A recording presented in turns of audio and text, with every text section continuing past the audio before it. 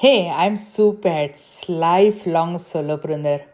Now living my life with only one passion to help solopreneurs to launch their digital products on fast track so that they can be profitable as fast as within 1 week, and they want to scale, they can join the membership. And as a bonus, I show them how they can sell their digital products all over the world using affiliates. Without further delay, let's get started. Welcome to New Beginning Inspiration for You podcast. And just wanted to tell you today's guest is really special because he has experience in many areas. He will surely enrich your life. But most importantly, I saw his offer, his website, and what he's doing. His work is in AI, and when I got started into digital products business, AI was not prominent. So I created my e-courses without AI, and later on, when AI became prominent, I added modules related to AI. AI is prominent now, no doubt about it.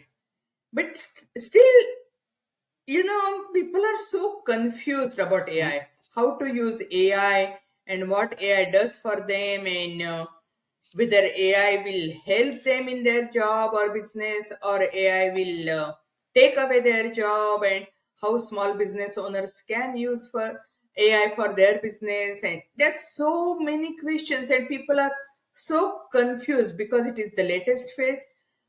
From today onwards, all that confusion is going to go away because Bert is going to tell you. He is going to tell you about digital marketing, he's going to tell you about AI, he's going to tell about lead generation, he's going to tell you whatever common questions you have, he's going to give you solutions. So, without further delay, let me invite Bert. Bert, the stage is yours. Please take it away.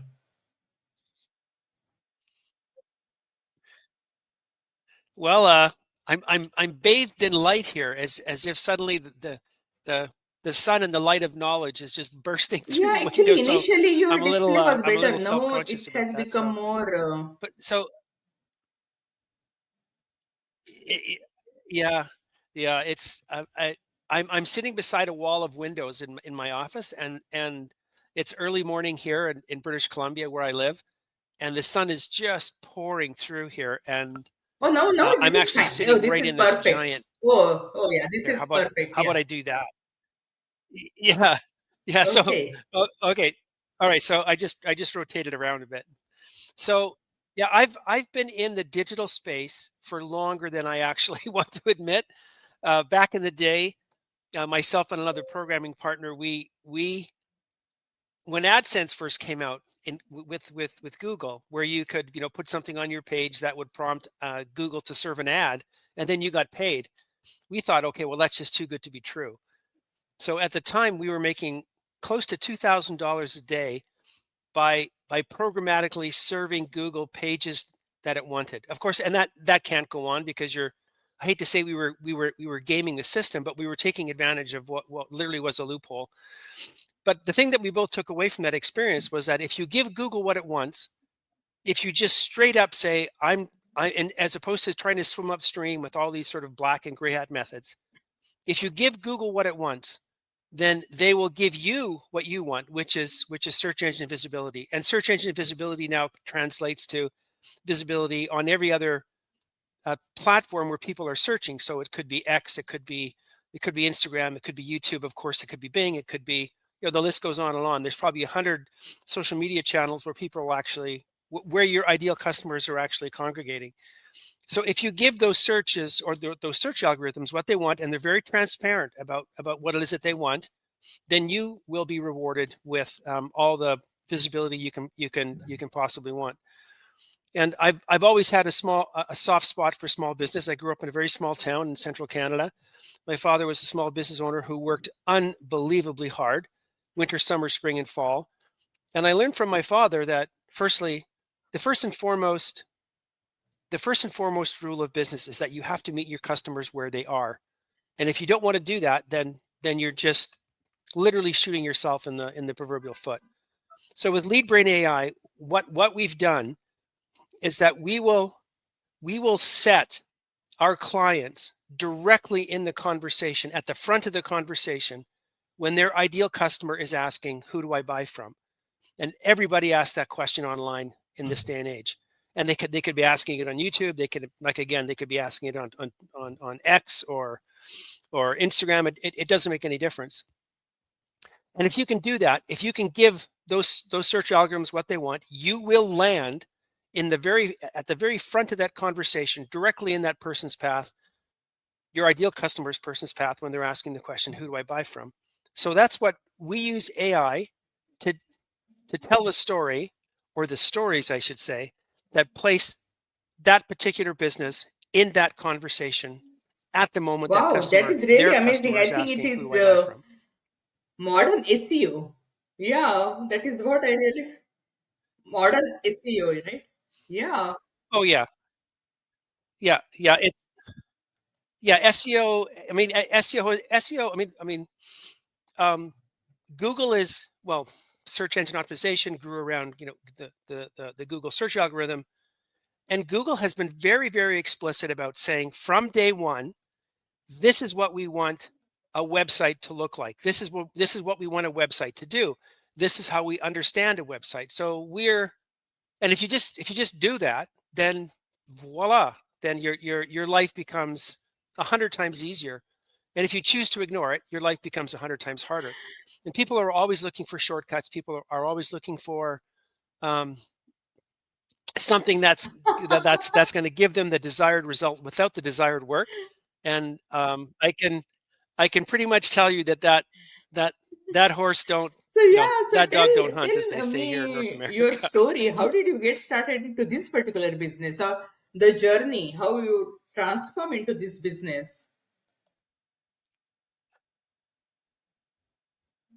Well, I mean, my story is a little convoluted, and fundamentally, I've never been able to say no to an opportunity that aligns with those things that I'm passionate about. And I'm passionate about a couple of different things. And those opportunities that surround those passions come in different forms all the time. So I literally fell into programming. I never in my wildest dreams thought that I would become, basically a programmer for most of my adult life. But I have a very dear friend who I've known since I was 8 years old, who's one of the most amazing physicians that I know of, a medical doctor, a research physician actually. And way back when computers were just appearing in doctors' offices, he needed a programmer to do some very sophisticated things, because he's a very sophisticated, out of the box thinker. And at the time, there are very few people who could actually program those kinds of things. And I was in academia at the time. I was a math and physics guy. And of course, all you do in math and physics, the kind of physics I was doing, was computer programming. So he came to me and said, "Hey, Bert, can you write this program?" And of course, because I can't say no, or maybe because I'm not smart enough to say no, I said, "Yeah, I can do that." So then that's how I got in. I got into healthcare. I've been in healthcare for almost my whole adult life as an IT guy, and that's how I got started writing code for businesses. And that business grew exponentially. We had software in 2,500 doctors' offices all across North America, Great Britain, New Zealand, Australia. Dealing with hundreds of thousands of patients a day, and um, we realized at that time again that this was a direction that wasn't going away. And pretty soon we were doing everything online, because we were using servers to, anyway, kind of a long story, but so we programming online, and then giving understanding that for most of these practitioners, they were in private practice, which meant that they needed to be at the front of that conversation when their customers were asking. Although back then, of course, they were asking in a different context. But then we understood early on that just giving Google what they want is a really big win. So it was just been I've been stumbling my way through life, not being able, or not smart enough to say no Okay, to but then things how that did interest me. you shift into AI? Because you know people are trying to, yeah, do lots of things with AI, but the way you design your offer, how did you get into? your current offer?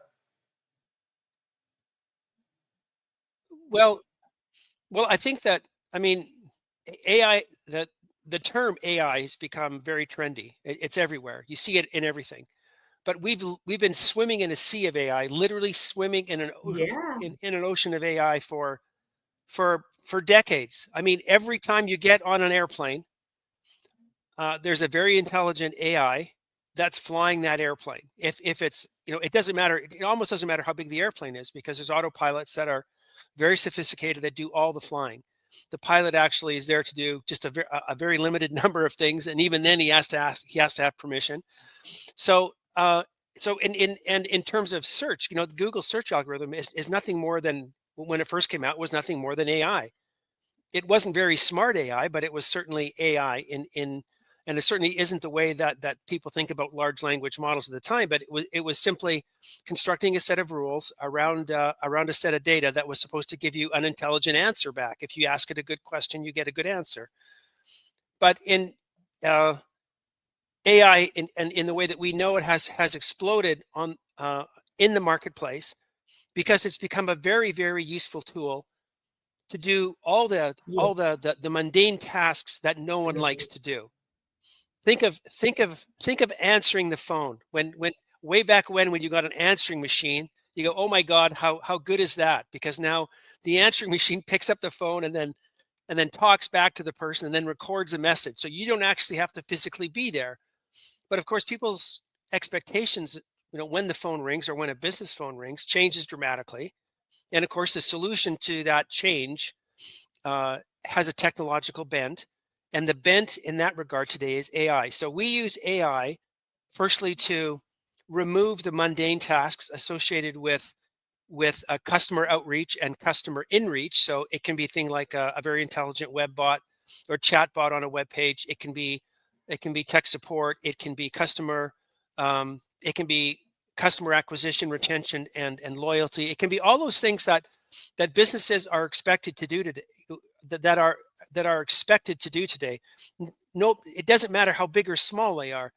I mean, we live in a world where if I need a new roof, or I need a new toilet for my house, I'll try to call a plumber at 3 o'clock in the morning. And if I don't get an answer at 3, then I'll just keep going until I get someone who's willing to answer the phone at 3, and then that person's going to come. Now, that never existed 5, 10 years ago, because you knew that if you called a plumber at 3, he wasn't going to answer the phone.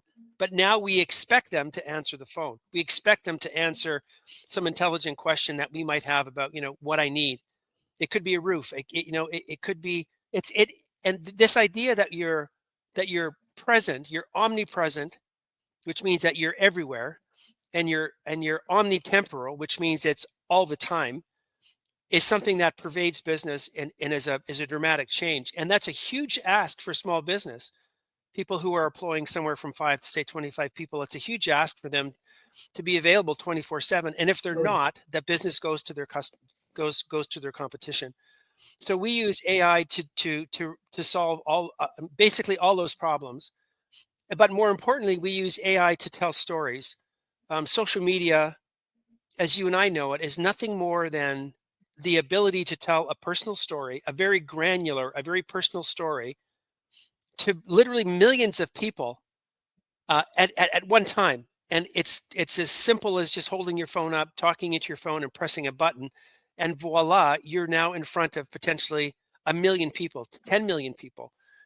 And all people are doing is telling their stories. So, and exactly the same thing has to happen with business. You need to be able to tell your story in a way that Google understands who you are and what you do. They need to understand who your customers are. They need to understand that your stories are interesting enough to engage your customers and keep them engaged and keep them loyal. And we use AI simply to tell those stories. And I mean, it sounds very, esoteric and hand waving, but a case study, even if you're imagine you're a hair salon. Every time that you cut someone's hair, you're telling a story. Literally, you're telling a story. The person comes in and said, what would you like? You tell them what you like, and then that stylist sets out to make a statement when they do that work, And if you were to turn that into a case study, you're literally telling a story about what you're No, doing. no, no. This is And very again, that simple. I sounds, wanted oh, to tell that's you, crazy. But the nobody most ever success, simplified story as much as you did. Because storytelling is the thing, but again, people are yeah, confused. They don't know where to start, how to start, where to end, and so go on. yeah. Well, I mean, the most successful television show I think of all time was the Seinfeld show. And the show was literally about nothing. It was just the ordinary things that these people did every single day. And there is something unbelievably compelling and unbelievably interesting about that. And I don't necessarily know why that is. I know that people take their own stories for granted. They take the stories of their business for granted. Like every small business that's successful and running today, I mean, it's really hard to do that. It's really hard to make a success of a small business. And if you've managed to do it, even if it's 1, 2, or 3 years old, even if it's 1 year old and you're still going, the story, your story of how you made that happen is shockingly inspirational to almost an unbelievable number of people, because everyone loves to be inspired, everyone loves to be motivated, everyone loves to see how you manage to work your way around all the challenges and obstacles that may have been placed in your life, so, and certainly in the path of your business. So the idea that you could that oh, I don't have anything to say is patently untrue. Even if you, like I said, if you're a hair salon, every haircut, every style that you uh, that you create is a story, and it says something about not just you but your business and your customers. So um, it's not hard to tell compelling stories because you're living them every single day. And we use AI to make sure that it's very easy to tell those stories, and then we use again AI to So make sure that's that those really stories are amazing because spread out if you across the just internet. share your success, people won't be able to relate to you. And when you are sharing your story, you are sharing your challenges and your success, so people can relate to you. And Yeah, another point about the stories, stories are heart to heart. yeah, And everything else, the business strategy and all, it is logical, it is brain to brain. But the decisions are made from heart, yeah. from your subconscious mind, and then your logical mind or your Hmm. conscious mind just justifies why you made that decision. So stories are so important, and you are Yeah, focusing on stories. That yeah, itself tells me that it is a success formula. It is surely a success formula. And yeah, yeah. You've hit the nail on the head. You've hit the nail on the head about storytelling. And authentic. the only thing that you have to do is be honest, because I mean, if you're authentic, then people will gravitate to that, to the story and to you and to your business. And if you're not, people will see through that right away. And of course, all you need to do to be authentic is say, okay, well, some things worked and some things didn't work, because that's life. Some things work and some things don't work. So there's nobody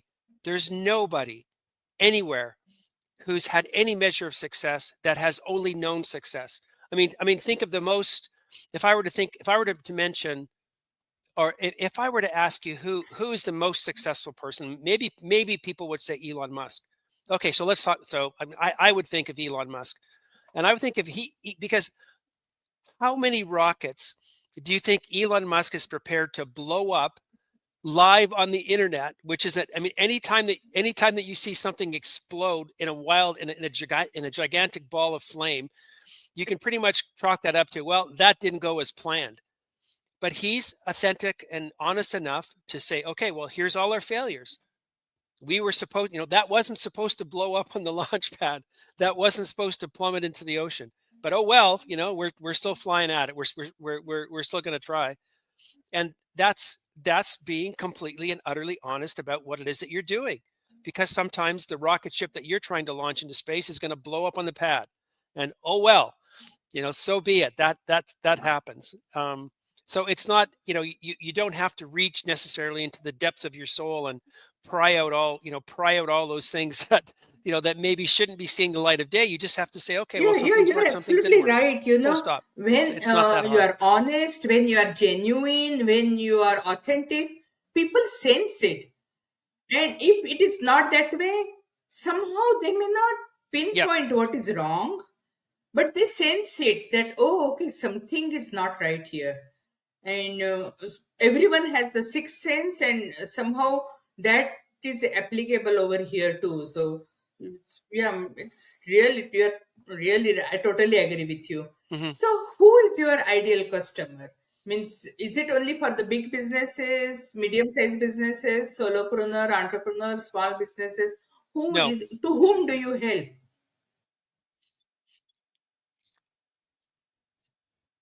Well, I had mentioned earlier that I have a soft spot for small business. So when I say small business, I mean you maybe have 2 or 3 people working for you. Um, you certainly know more than say 25. Just because that's my ideal customer is the person who's worrying today that this client, the client they have right now, is going to be their last client, or the client that they're going to get tomorrow is going to be their last client. That's my ideal customer, because we can answer that question for you. We can push that concern out of beyond your radar by ensuring that you're found and visible across every platform where your customers are looking for you, and not just looking but asking, who do I buy from? And there's a wild difference between looking around to see um, to do basic research, as opposed to, who do I buy from? Who do I because I have this problem, it needs to be solved right now. Who is it that I'm going to give my money to? And in a lot of cases, that question is simply answered by the first person that actually responds to that question, because Oh, yeah. small businesses typically don't have, the like I mentioned, the resources to be omnipresent, and and online, or I shouldn't say online, but omnitemporal. So my ideal customer is simply that business that's saying, this might Oh be my yeah, that last is, customer. oh my What am I going goodness, to do tomorrow? because yeah, feast of famine, it's so common, especially for you business owners, solopreneurs, and entrepreneurs. And if you can solve that problem, that will be such a blessing. Yeah, really, thank you. Because I work with mostly solopreneurs, entrepreneurs, small business owners. So if they want to use your services, what they should do?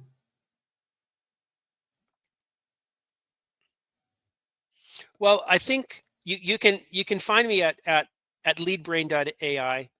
You can find me at I mean, if you went to BertTerHart.com, that there'll be all kinds of rabbit holes that you can go down to find out what I'm doing in a business context, what we're doing in the community, those sorts of things. Or if you go to LinkedIn and just search for Bert TerHart, you can find me there again.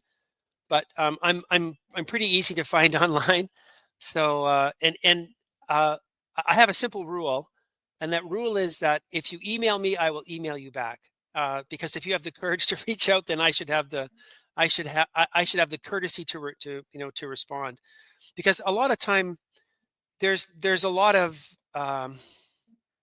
well, let me say it this way: the barrier to entry to search engine optimization, the kinds of things that we do in the broadest possible way, is so very low, because anyone sitting in front of a computer is now is an expert. And um, people have been, and because the barrier to entry into this particular field is low, then the quality of work is typically, well, I won't say suspect, but people have been burned. So I understand why it would take some courage to reach out and say, hey, is can we have a conversation about this?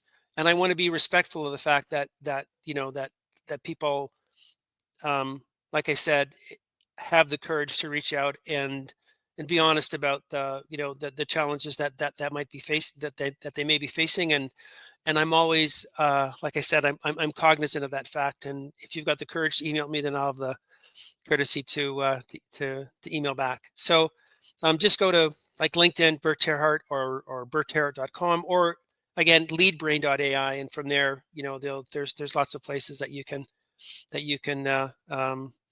lots So of is ways it you a can reach out software they in those use, or places it's a to talk group to me. program, or it is a one-on-one? So means I just want to know.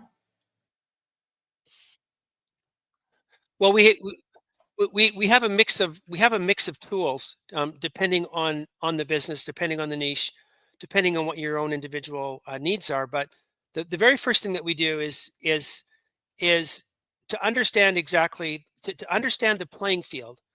We'll we typically optimize for between 200 and 300 separate things, because we know what Google wants generally, and typically it's in the order of 200 different aspects of your online footprint that we'll look at and make sure that you're in compliance. Well, compliance isn't the right word. We'll make sure that you are doing everything that you can possibly do to give Google what they want. So, and if you do that, and once you set that, once you set that foundation, then from there it's like a springboard. You're You can starting a just pipeline. bounce into almost in any space that you like. So yeah, yeah. So we'll use a series of very technically oriented audits in house. We'll use a lot of highly tuned or fine tuned AI based on your business. We'll have a lot of hands on kinds of things if that's what you need. So basically, my approach is I like completely and utterly done for you approaches, because I am well, imagine this. Imagine that your toilet isn't working in your house, and Einstein shows up at the front door. This, maybe the smartest person who ever walked the planet, and you're going to be looking over Einstein's shoulder for a plumber. You don't care how good Einstein is at at cosmology and relativistic physics. You want a plumber. So you, the business owner, you are very, very good at what you do, and I am certainly not any good at it, but I am very good at what I do. So my goal is to make sure that you're able to leverage what you do best, and I am able to leverage what I do best. And there's always going to be some crossover, just to understand exactly how we can work together. But the point is that my solutions for businesses are almost entirely done for you. They don't only all they have to do is get So me may I pointed in the ask right what direction can be and the then range of turn us investment loose. for solopreneurs?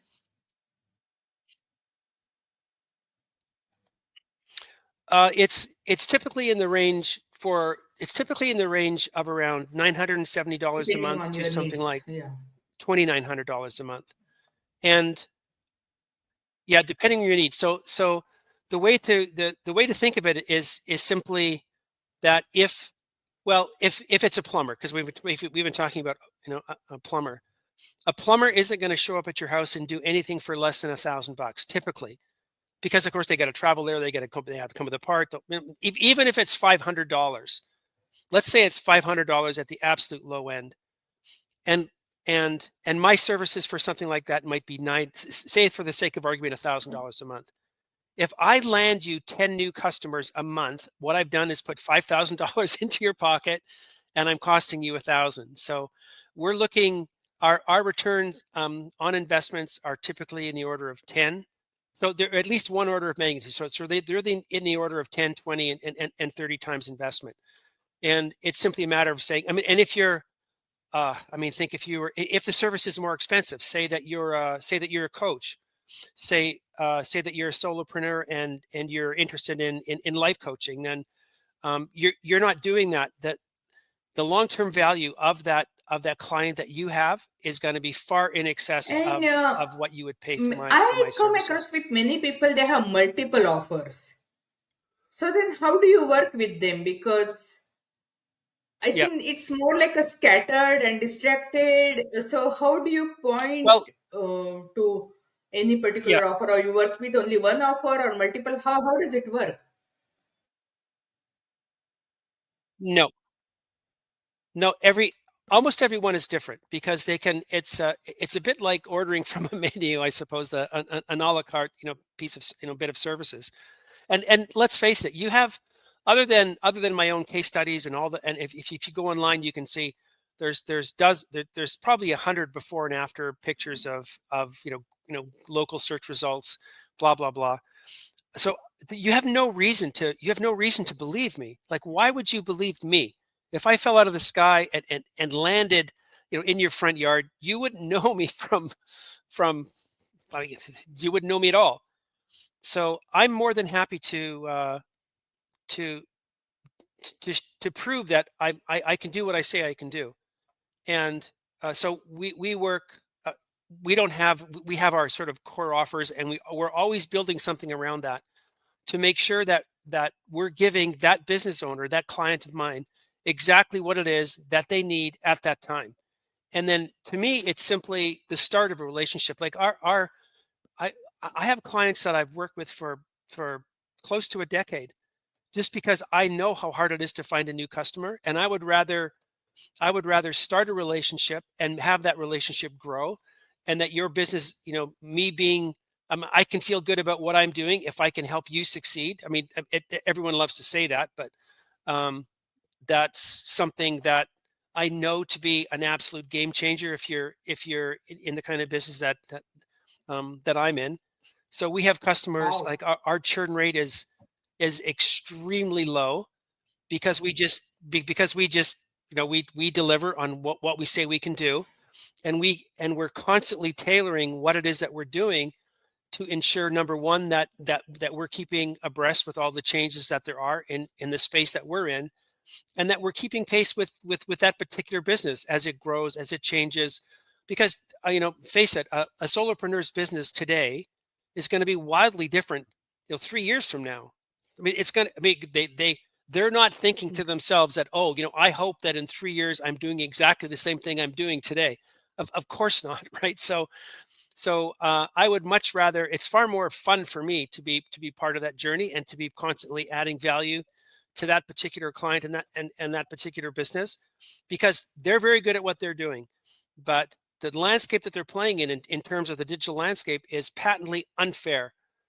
You don't Google doesn't care how good you are at what you do. That's not one of the things that necessarily goes into the search algorithm. It's the same with YouTube or anywhere else. So we're one of the ways that I look at what we're doing is that we're simply leveling the playing field. If you're really good at what you do, then I don't see why your ideal customer should not know about that. So that's, if I had to give you Now, the elevator I have pitch, a it would, question. that Of might be part of it. course, solopreneurs, they wear many hats and they are really good at creating their offers and they want to follow their passion. But many people are really confused about social media because social media algorithm is changing so much, and then they hmm are favoring more towards the people who pay for ads and all. So what do you recommend? What is your recommendation for solopreneurs? How can they use social media? What they should be doing on social media?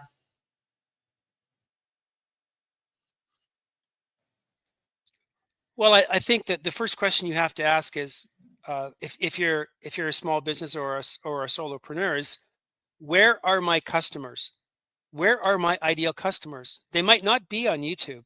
They might all be on Instagram. Maybe they're on Medium. Maybe, maybe you'll find them in Quora. You have to be able to answer that question very, very specifically, because if your customers are primarily on X and you're spending all your time on YouTube and spending ads on Facebook, then it's just money down the drain. So the first question is, where are they? And you simply, and I said this at the very beginning, you need to meet your customers where they are. And if they're on Facebook, that's where you have to be. And if they're on X, that's where you have to be. If they're on, Instagram, that's where you have to be. If they're primarily on Google, in terms of Google search, that's where you have to be. So that's the first order of business. That's not a hard question to ask, but you have to think about that and get a good answer to that. And once you know that, then you can decide how you want to be on social media. And there's two aspects to social media. There's your customer's eyes, and then there's the search eyes, the algorithm eyes. And the algorithm eyes they're sort of everywhere, because they're trying to gauge they being the search engines, they're trying to gauge how important and how relevant you are. And the more places you appear, like the more conversations you're having, quote unquote conversations you're having, the more the search engines think and believe you're relevant. That doesn't mean that your customers are everywhere. It just means that their search is looking everywhere. So we'll typically have social media campaigns that are very far and wide reaching for search engine eyes. And then we have those social media campaigns that are designed for your customers' eyes. And we use AI to write almost all those stories, because AI is a great architect, but it's a very poor designer. So AI can design a house for you, but it's not necessarily good at understanding where the pillows and the couches should go. So there's a we use this sort of architecture to build frameworks for stories, and then fill in the blanks.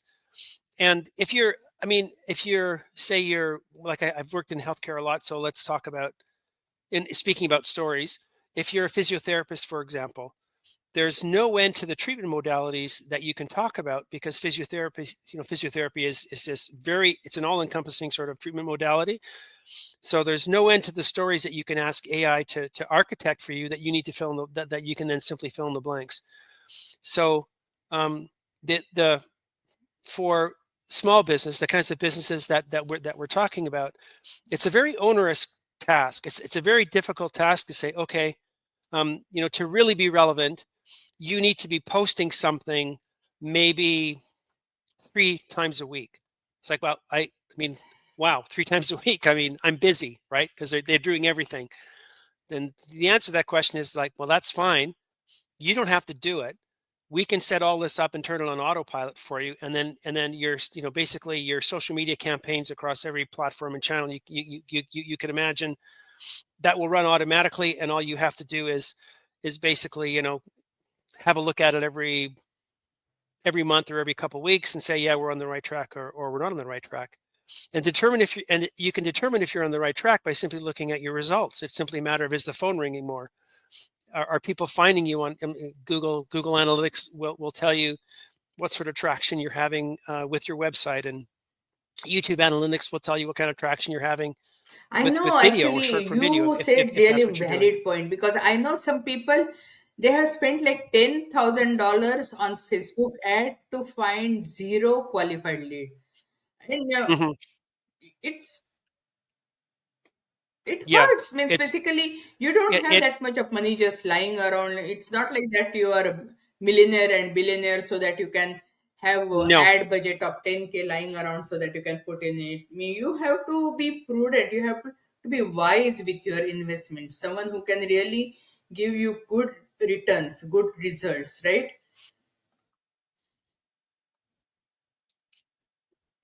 Yeah, you're absolutely right. It's getting a positive return on investment.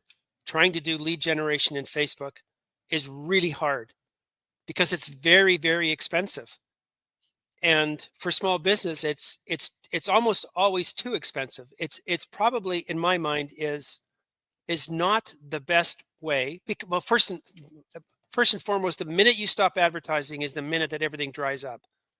The minute you stop advertising that's the last time that anyone's going to interact with you or your business on that ad. But if you're creating content as an example, and your customers are on Facebook, and all you're doing is adding Facebook posts, then every time you add a post, and it's telling a story about what your business and what you can do, whether it's a case study or however you want to tell that story, you're simply adding to that foundation. You just keep adding and adding and adding and adding, and it never ever goes away. And there's fantastic, we have really, really interesting data and case studies on people just posting to YouTube, if that's where your customers are, posting just really, really simple videos that are that well, let's say a video might seem too hard for a lot of people. So let's just say Google business posts. It's simply this additive thing that you keep doing over and over and over again, and the more you do it, the greater the results. The only hard part is that those results don't come immediately. And the thing that's attractive about ads is that if I pay then you get an immediate result. And it's very expensive to make that, to get a positive ROI on that, especially for small business. But the attraction is that it happens immediately. The downside is that the minute you stop paying, it stops immediately. Whereas if you're on the content side of the fence, which is where we like to be, then everything you do is additive. It never goes away. It's always a net positive, and that the net positive is small, but that's how you get to the top of Everest. It's one little tiny footstep, at a time. And if you keep doing that, You pretty soon when mentioned you look LinkedIn. You around, you're on mentioned top of your the world. presence on LinkedIn. So, do you think LinkedIn is the best B2B Sorry. platform? If someone wants to choose only one platform, say. So, do you think LinkedIn is the best B2B platform, or do you have any other suggestions for the B2B? Well, I think LinkedIn is the gold standard for B2B. But then again, the only caveat that I would add to that is it depends on what kind of business you're in. Like, there's not a lot of roofers on LinkedIn. There's not a lot of people who do driveway repairs on LinkedIn. There's not a lot of people who are doing, kitchen renovations on LinkedIn. There are lots of life coaches on LinkedIn. So, there's this, it depends. It really depends. And again, you have to answer this question: where are my ideal customers? Where are they congregating? And I need to be there where Yeah, you that are is, as absolutely right, opposed to because where I want them to yesterday I be. was doing interview with a realtor, and she said my presence on Facebook and LinkedIn is just to tell that I am a realtor, nothing beyond that, because people are not going on LinkedIn looking for Hmm. a realtor. So yeah, it's absolutely right, and I can tell you my experience Yeah. also. I was on Alignable, and every time I went for networking on Alignable, most of the people I came across were brick and mortar businesses, but I'm into digital space. So I was not much interested with the brick and Hmm. mortar. So Hmm. I just have presence on Alignable, but I'm not active on Yep. Alignable, because my pipeline is getting fed mainly by LinkedIn, Hmm. because I have LinkedIn events going on. People come for those events and all. So yeah, your strategy is absolutely right. Yep. Well, I think you very very quickly, you just brushed past something there that I think is really important, and that is events.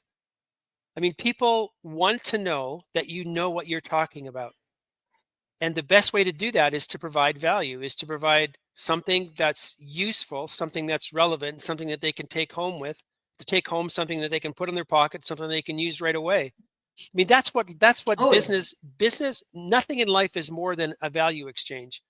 I am not Why would I be prepared to give you anything of value, whether it's money or whatever, time, unless I'm getting something in return?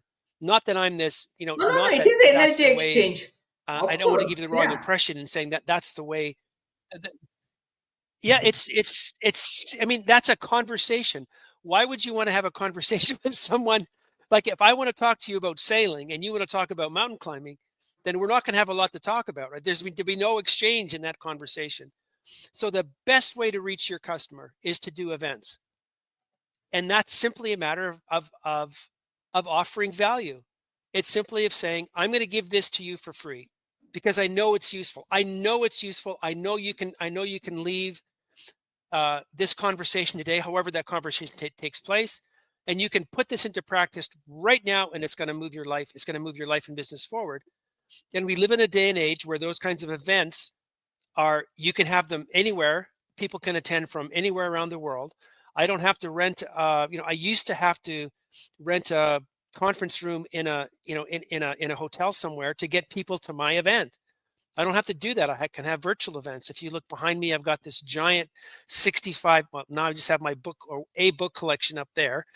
But on the other side is a 65-inch. I think I got the world's stupidest touchscreen. I got a 65-inch touchscreen to do events on, to tell people this is, hey, this might move your business forward. So doing events, and you could, it could be Facebook Live, it could be, you can do them on Twitter, or X, you could do them on LinkedIn, you can do them you can do them in any you can do them in any platform where your customers are going to be. and you can provide value, and that's going to add to your, it will add Yes, I like that almost what you said. immediately and When directly to you your give bottom the line. content for free, means basically it is like a teaser. They're getting a sample, and they know, okay, if your free content is so good, I Yes. really want to know what is your paid content, your paid offers must be, because that is how it works. Means you go anywhere, you go to Costco, there are Yep. people always standing over there, sample, and it may not be on your list, but just because you sample, you liked it, yeah, it Hmm. came into your cart, right? So Yeah. Yeah. Yeah. Yeah. It's vitally important for you to understand that your ideal customer needs to be skeptical about you. They need to understand, you need to understand that you have to prove something to that person. What I mean, I don't know how it can be any other way. You have no reason to trust me until I give you a reason to trust me. So please let me give you a reason to trust me, and then we can move forward in a way that makes the most sense to you. And my goal is simply to continue to add value to, to that relationship, for as long as for as long as humanly possible. And if I can't do that for you, then I am morally, in my mind, I'm morally obligated to point you in a direction where you can get value, because I'm I'm not the smartest guy on the planet. Obviously, I'm not the best guy at anything. I'm persistent, but maybe not the best. But I know something about the space I'm in, and I can help you, even if it means pointing you in a direction where you can get someone who can provide more value than what I can provide.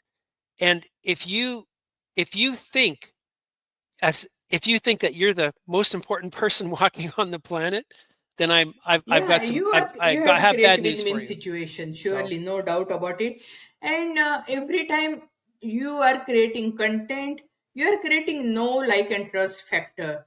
And I don't know the number, but previously it was said that they yes, have to have 7 touch points before they can convert. But the latest number I heard is correct. 41.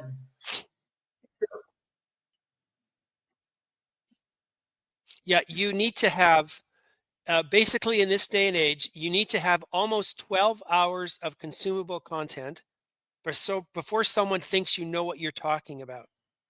So if you were to Google my name, for example, you would get, you might get a thousand, there's 1,000 touch points at least on Google about me and this, and but that doesn't mean I'm not special in any way, shape, or form.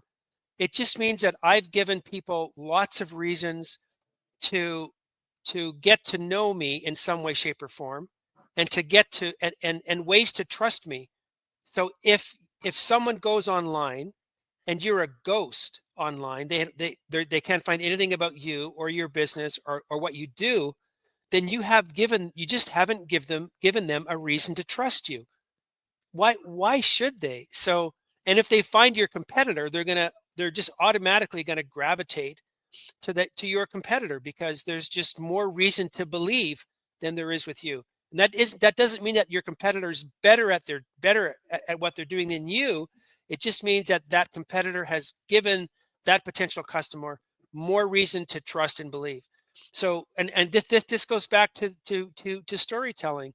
The more you tell your story, the more reason that you give your ideal customer a reason Thank to you. trust, That's really believe, great. and engage with you. Another problems I see with solopreneurs, budding entrepreneurs, that they say, oh, I want to have business. I love to create. I love everything, but I don't want to do sales and marketing. Somehow sales is like a taboo word. For them it is, oh, do I have to sell? You are in business, you have to sell. And actually, whether you are in business or not, if you are married, you sold Yeah. somebody at least. Yeah, so there are various ways, even in daily living life. If you are making your kids eat broccoli, you are doing selling, right? So what are your tips about selling, especially to Yeah. solopreneurs and budding entrepreneurs? What can you tell them? Well, Well, I mean, I would, to be perfectly honest, I'm one of those guys that hates to sell, uh, and that's just because of my father hated to sell as well. So maybe I've come by it naturally, but the best way to sell something and sell anyone is to be authentic and just to tell a story. I mean, I don't have to. If you if you have the opportunity to engage with me or my business in a number of different ways, I don't need to sit down in front of you and sell you on me or on my service, the stories that I tell about it, the case studies, everything will sell for me. I don't need to sit down there and do that. And of course you need to be able to, well, let's put it this way. The easiest way to sell something is to have a very powerful call to action on your website, because that's how most people are going to find you. You simply tell your story online, and then direct the people who are asking and finding you online, direct them to one place, to a website, to a landing page that tells them what to do next. And most people, most businesses don't understand that you simply have to tell people what to do next. If I want you to interact with me in my business, then the simplest thing I can do for you is to tell you how to do that, as opposed to make you guess or make you, scroll through this giant website, or how the heck do I even talk to this guy? How do I even, I'm desperate to give him some money. How do I do that?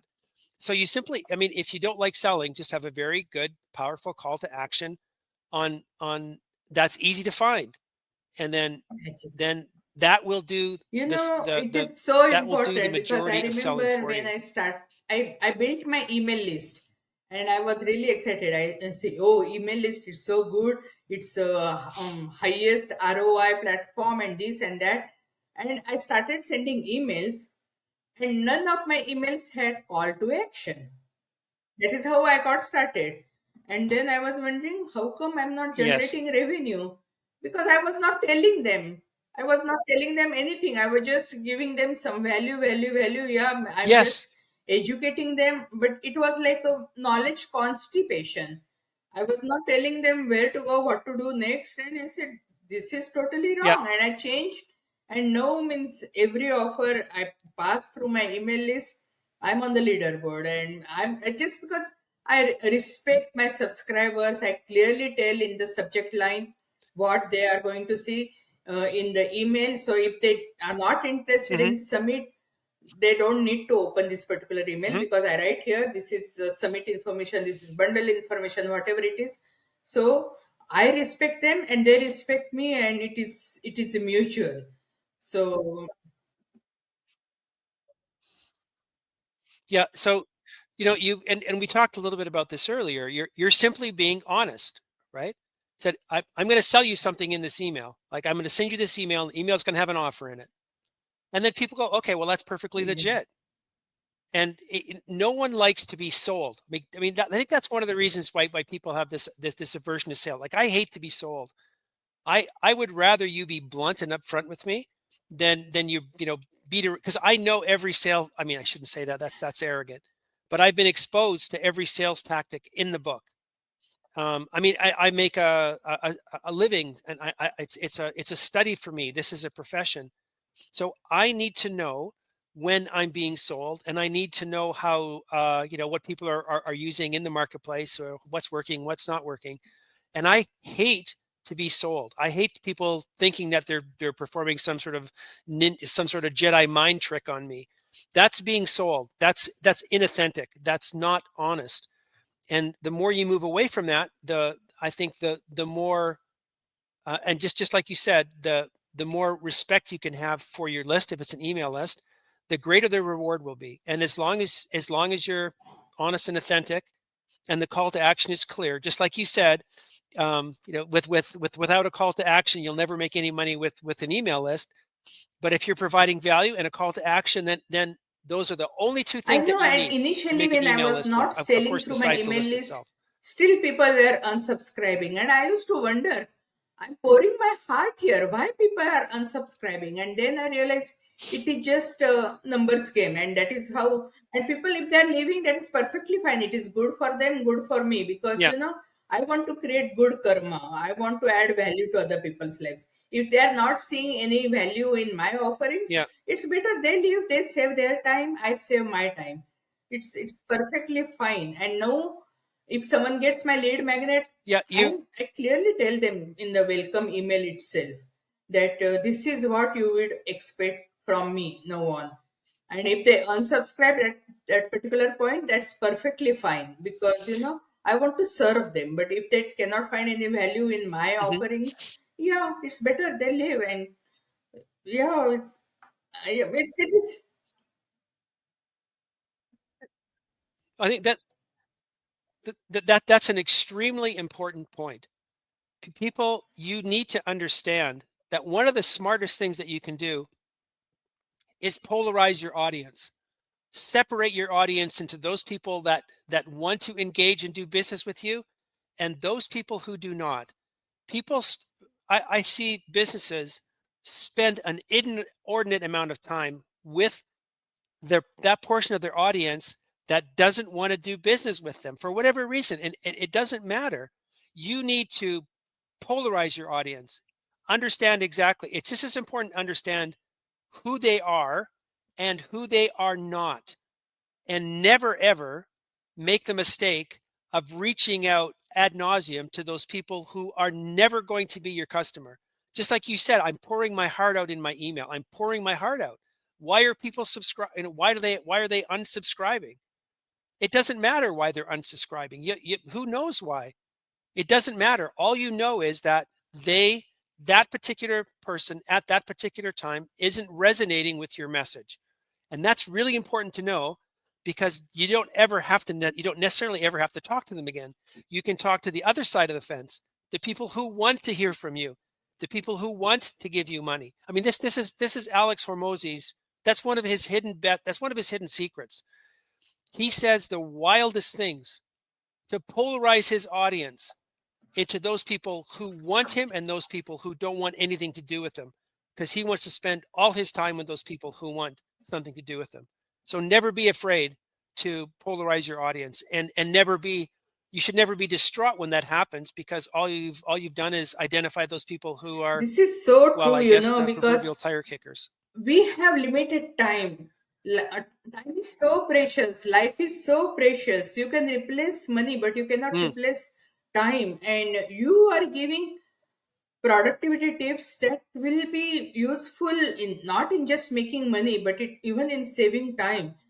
Because people, they keep on using these yeah. old tactics and all, and then after months and months of experimenting, basically nothing to show for their, they wasted time and money. But instead of that, if they get mentorship like someone like you, and you can mentor them, you can make them more profitable, more productive. That is a great strategy. That is a really great win you can provide to them. Yeah.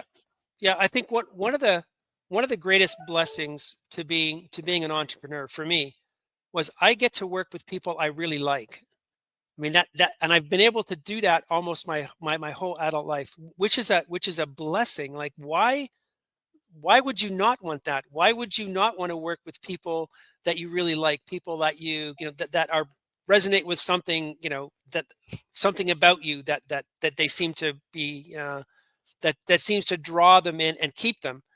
So and one of the this idea of polarization, that's one of the things it does. It allows you to work with people you really like, people that that Oh, yeah, that you that is resonate the with. greatest And I think blessing, that's one because of you the can work with greatest people blessings you about being an like, entrepreneur. love, respect. Oh my goodness, Mm, means that is heaven on earth. It really means yes. it's really amazing, and I really want to Yes. thank you for coming and blessing our community, because those nuggets are so useful, so powerful, and yeah, means we will put, of course, your website and all the information in our show notes and in our description.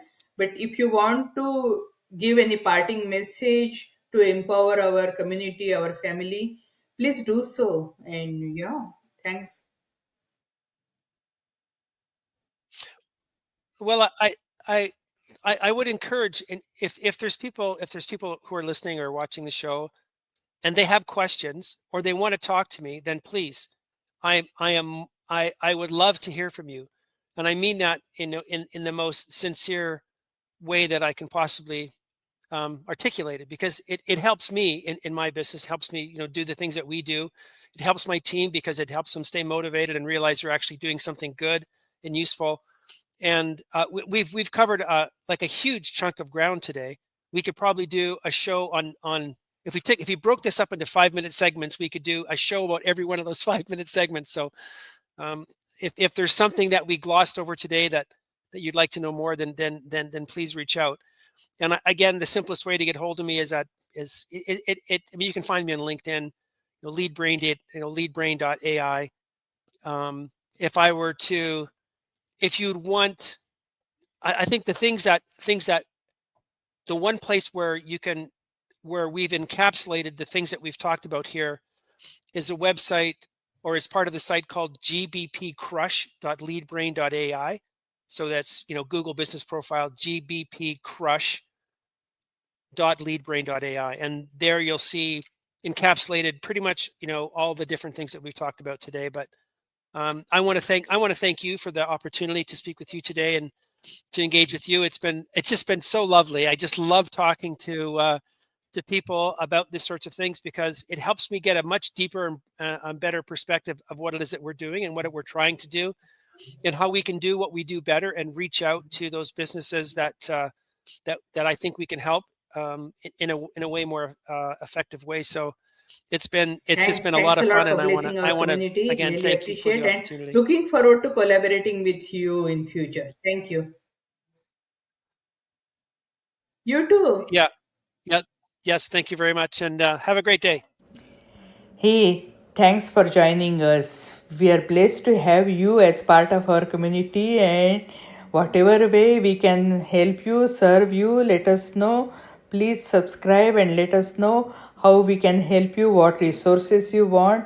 We have lots of free resources and also free collaboration joint venture groups you can join and explode your business, because most solopreneurs quit their business before they launch their first products, and I don't want that to happen to you. And that's why we have special launch service where you can monetize your digitals and become profitable as fast as within 7 days.